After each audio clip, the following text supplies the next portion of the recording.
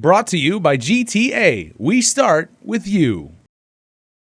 As we reported Monday, the Guam Election Commission sending a letter to Guam Congressman Mike San Nicolas and his sister Faith, who happens to be his treasurer.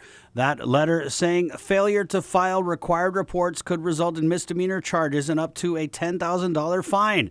At issue, non-filing of the Congressman's 2018 year-end campaign finance report and 2019 April and July quarterly reports. San Nicolas is required by federal law to file with the GEC, which is the state office of the Federal Election Commission on Guam.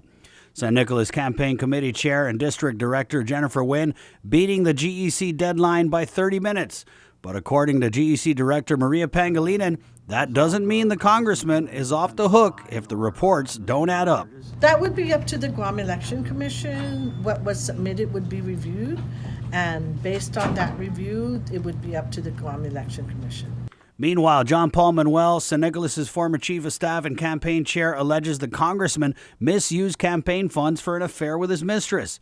He also alleges our congressman would routinely use campaign funds to reimburse himself for personal purchases. Manuel is calling on the GEC to audit San Nicolas' campaign finances. When the GEC does an audit of his campaign, they should be able to provide all images of all the checks, all the receipts, for everything that was spent. And, you know, if he doesn't have anything to hide, certainly he shouldn't have anything to fear. An interesting turn of events now as Wynn, in a letter to the GEC sent with the late reports, says San Nicolas' campaign is having issues with its campaign finance filings. Wynn's letter says Responsible Guam is, quote, in the process of rebuilding the data files for campaign finance reports for the April to November 2018 period.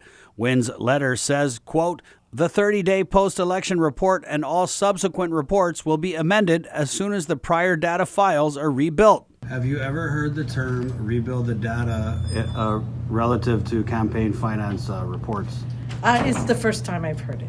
According to the Federal Election Commission, rebuilding data is a process for compiling lost campaign finance information. We emailed Wynn for clarification, but San Nicolas and his staff don't respond to KUAM. Wynn's letter says the FEC software was not accessible to new campaign staff and that GEC notices were sent to old campaign staff. We asked Manuel if the congressman was blaming him for campaign finance reporting issues, and Manuel said, quote, it's funny, for a guy whose slogan is Responsible Guam, he never takes responsibility for himself. We asked Pangilinan if a request to audit San Nicolas' campaign was something the GEC would entertain. Any member of the public can review the reports first and foremost, and if they have any requests, those requests will be processed through the board of the Guam Election Commission. Interesting to note, if San Nicolas' campaign is rebuilding its campaign finance data for the time frame Manuel was campaign chair, how accurate would an audit actually be? Meanwhile, the GEC is not alone in asking questions about the congressman's campaign. The Federal Election Commission has sent letters to the San Nicolas campaign in May, June, and July of this year.